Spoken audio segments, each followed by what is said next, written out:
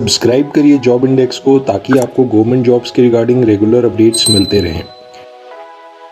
आज के इस वीडियो में हम डिस्कस करेंगे कि एसएसआर एंट्री के थ्रू अगर आप इंडियन नेवी में एंटर कर रहे हो तो आपका प्रमोशन कैसे कैसे होगा, साल दर साल कैसे आपका डेवलपमेंट होगा C2 रैंक से master chief petty officer class 1 rank तक।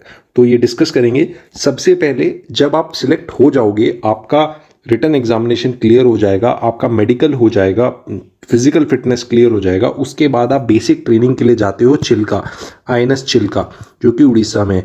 चिल्का आपकी बेसिक ट्रेनिंग होती है। वहाँ पर जब आप एंटर करते हो तो आपका इनिशियल रैंक जो होता है वो C2 रैंक होता है। चिल्का जाने के बाद आपकी बेसिक ट्रेनिंग होगी। बेसिक ट्रेनिंग के बाद आप शिप अटैचमेंट के लिए जाते हो, फिर आप प्रोफेशनल ट्रेनिंग के लिए जाते हो जो 6 मंथ्स की प्रोफेशनल ट्रेनिंग होती है अपने कार्डर के अकॉर्डिंग, जो आपको कार्डर मिलता है। तो चिल्का ड्यूरेशन में आपके हाथ पे 14,600 के आसपास आपको अप्रॉक्सीमेटली स्टाइपेंड मिलता है। उसके बाद जब आप बेसिक ट्रेनिंग ओवर कर देते हो, आपके हाथ में रफली अप्रॉक्सीमेटली 26,000 आने लग जाते हैं, जिसमें आपके थोड़े एड ऑन अलाउंसेस जुड़ जाते हैं।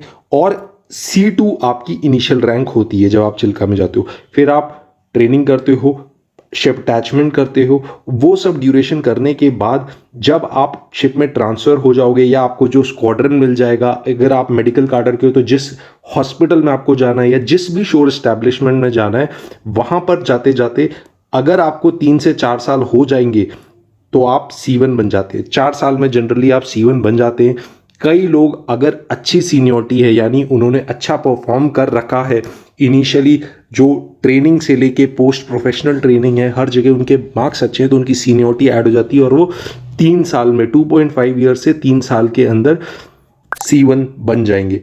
एक बार आप C1 बन जाओगे तो दूसरा रैंक स्ट्रक्चर है ये, इसमें भी आपका सैलरी थोड़ा इंक्रीमेंट होगा। और C2 से C1 बनने के लिए बहुत सारे फैक्टर्स देखे जाते हैं। आपकी परफॉर्मेंस देखी जाती है, जैसा मैंने बताया प्रोफेशनल कोर्सेज में। साथ ही साथ आप मेडिकली फिट है कि नहीं है ये भी चेक करा जाएगा। आपने स्विमिंग क्लियर कर ली है, कई लोग चिल्का में बेसिक ट्रेनिंग में स्विमिंग क्लियर नहीं कर पाते, तो वो लोग C1 में आकर तभी आएंगे जब वो हर साल उनका एनुअल स्विमिंग टेस्ट होता है। अगर उनका स्विमिंग क्लियर हो गया तो वो C1 बन जाएंगे। तो ये सारे फैक्टर्स देखने के बाद आप C1 बन जाते हो। एक बार आप C1 बन गए, उसके बाद से लेके लीडिंग सीमन बनने तक आपको 5 साल लग जाते हैं। लीडिंग भी एक जूनियर सेलर होता है, तो लीडिंग बनने में आपको 5 साल लग जाएंगे। लीडिंग के बाद जब आप पेटी ऑफिसर बनते हैं, वो जनरली नेवी में वैकेंसी डिपेंडेंट होता है, बट हम अगर टाइम बेस देखें तो वो ऐसा होगा कि आप देख रहे हो लीडिंग सीमन से LSC पेटी ऑफिसर बनने में 3 साल लग जाते हैं। और ये 3 साल में आपका वैकेंसी डिपेंडेंट होता है, आपकी परफॉर्मेंस कैसी है, आपकी रिपोर्ट्स साल भर साल जो रिपोर्ट्स जा रही है वो कैसी जा रही है, आप कॉम्पिटिटिव हो कि नहीं हो, ये सारी चीज़ डिसाइड होती है। जनरली C2 से ज्वाइन करने के 11 साल के बाद आप पेटी ऑफिसर बन जाते हो अच्छे केस में, जब आपकी परफॉर्मेंस अच्छी है, सब कुछ अच्छा है। 10 से 11, 10.5 से 11 साल में आप पेटी ऑफिसर बन जाते हो। पेटी ऑफिसर बनने के बाद से चीफ पेटी ऑफिसर बनने में, पेटी ऑफिसर को भी एक सीनियर का दर्जा ही दिया जाता है, सीनियर सेलर का, बट उसे सीनियर सेलर नहीं कहा जाता। चीफ पेटी ऑफिसर के बाद आपको एक सीनियर सेलर कहा जाता है।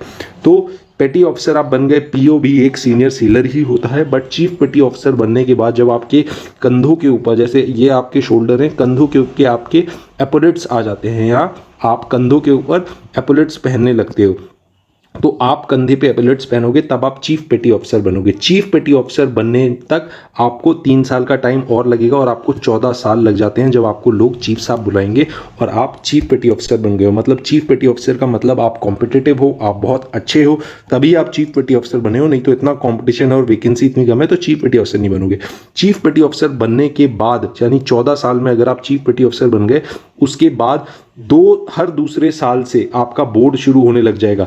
चीफ पेटी ऑफिसर बनने के हर दूसरे साल, यानी जैसे 14 साल में बन गए तो 16 साल से आप 16 साल के बाद 14 + 2, 14 साल में आप चीफ पेटी ऑफिसर बन गए, 14 + 2 दूसरे साल से आप मास्टर चीफ पेटी ऑफिसर का बोर्ड के लिए अपियर करोगे। बोर्ड आपका एक सीनियर ऑफिसर लेता है और जिसमें आपके सारे सर्विस रिकॉर्ड्स देखे जाएंगे।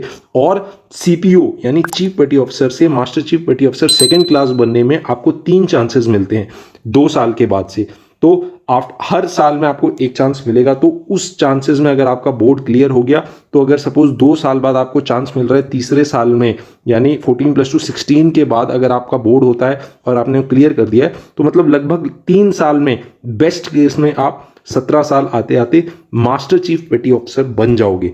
मास्टर चीफ पेटी ऑफिसर बनना यानी आपको मां साहब बोला जाएगा और आप एक सीनियर सेलर हो जाओगे। यानी सीनियर मतलब फर्स्ट क्लास से जस्ट जूनियर होगे और आप एक सीनियर मोस्ट सेलर, कहीं के आप रेगुलेटर हो सकते हो, कहीं के आप इंचार्ज हो सकते हो, या कहीं की आपकी बहुत ज़्यादा रिस्पॉन्सिबिलिटीज़ आ जाती है मास्टर चीफ सेकेंड ऑफिसर।